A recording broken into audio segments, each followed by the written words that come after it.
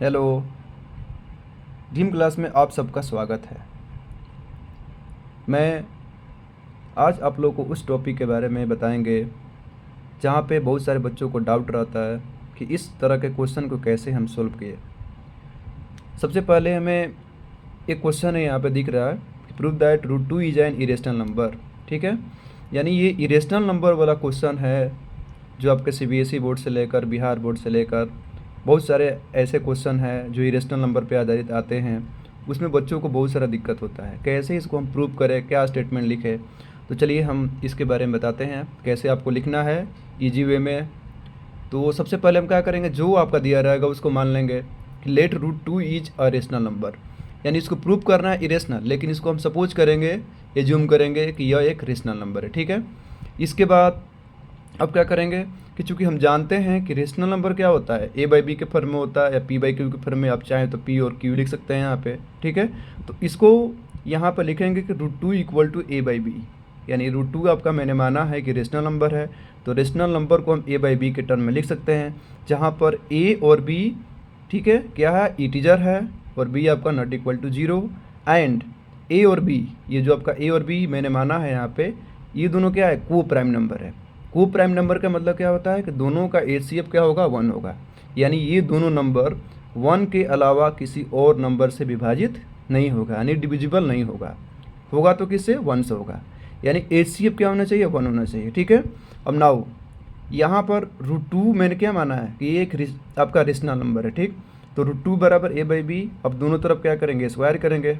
ठीक है, पहला स्टेटमेंट आपको लिखना है यही कि root two equal to A by B, अब दोनों तरफ क्या करो, स्क्वायर करो। स्क्वायर करेंगे तो रूट टू का square equal to A by B का हो स्क्वायर, तो रूट टू का स्क्वायर करेंगे तो कितना आएगा, टू, और ए बाई बी का स्क्वायर करेंगे तो ए बाई बी स्क्वायर। ठीक है, अब यहाँ पे b को क्रॉस मल्टीप्लाई करो, यानी b को इधर लाओ तो two B square equal to A square, तो यहाँ से बी स्क्वायर क्या हो जाएगा, ए स्क्वायर बाई टू। इसको हम पहला इक्वेशन मान लेते हैं। ठीक है, अब इससे आपको क्या पता चलता है, B square equal to A square by two दिया है, इससे आपको पता क्या चलता है, पता ये चलता है कि ये जो b जो नंबर है आपका, b जो नंबर है, ठीक है, ये b यहाँ पे दिया है b A square by two, यानी टू से क्या होगा, आपका डिवाइड होगा।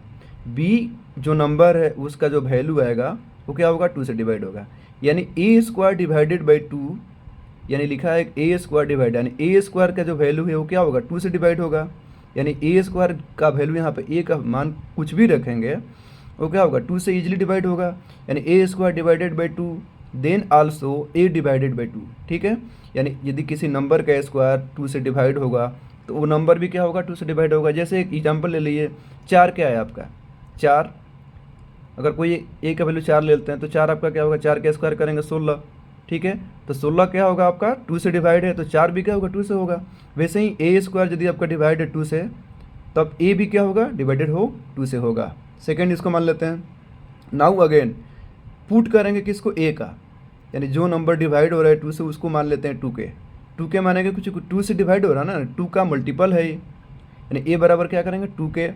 Then b square equal to, पहला इक्वेशन में ए स्क्वायर जो दिया है यहाँ पे ए के जगह पे क्या रखेंगे, टू के, तो यहाँ पे क्या आ जाएगा, टू के का square divide two k into का होल स्क्वायर करेंगे तो four k square divide two, two two जा फोर हो जाएगा, यानी बी स्क्वायर की वैल्यू कितना आ गया, टू के स्क्वायर आ गया। ठीक है, तो two k square equal to B square, तो यहाँ से के स्क्वायर का मान निकालेंगे तो कितना आएगा, बी स्क्वायर बाई टू। ठीक है, यानी अब इस स्टेटमेंट में इसमें भी वही लिखना है जो यहाँ पे लिखे हैं। ठीक है, यानी यहाँ भी आपका बी स्क्वायर बाई टू आया तो B square divided by two then also B divided by two.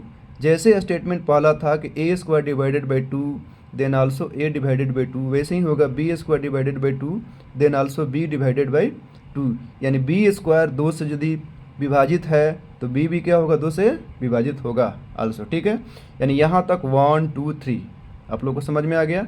ठीक है, चलिए तो अब नेक्स्ट स्टेटमेंट आपको क्या लिखना है, इसमें नेक्स्ट स्टेटमेंट आपको ये लिखना है कि since from above equation 1 and 3 we observe that root two is a common factor of both a and b, यानी पहला और तीसरा इक्वेशन में हमने देखा, क्या देखा कि टू जो है आपका कॉमन फैक्टर है। ठीक है, यानी ए को भी डिवाइड कर रहा है और बी को भी कर रहा है, इसका मतलब क्या होगा, दो दोनों में आएगा, यानी कॉमन फैक्टर है। ठीक है, तो इसके बाद लिखेंगे कि इट कॉन्ट्राडिक्ट आवर सपोजिशन। ठीक है, मैंने क्या माना है यहाँ पर, मैंने क्या माना है कि ACF of AB equal to 1 होना चाहिए, यानी AB क्या है, को प्राइम नंबर है।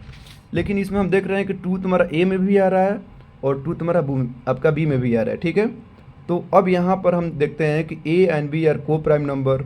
ठीक है, hence our supposition is wrong. मैंने जो माना है कि A और B क्या है, को प्राइम नंबर है, लेकिन A और B में कॉमन फैक्टर क्या आ रहा है, 2 आ रहा है, तो मैंने जो माना है वो गलत है। यानी मैंने क्या माना है, मैंने ये माना है कि √2 क्या है आपका एक रेशनल नंबर है। ठीक है, तो मेरा मानना क्या हो गया, गलत हो गया। तो यहाँ पर आएगा hence our supposition is wrong, so √2 is a irrational number. Thank you. ठीक है, आप लोग यदि अच्छा लगा तो आप लोग शेयर कीजिए, लाइक कीजिए और सब्सक्राइब कीजिए। Thank you.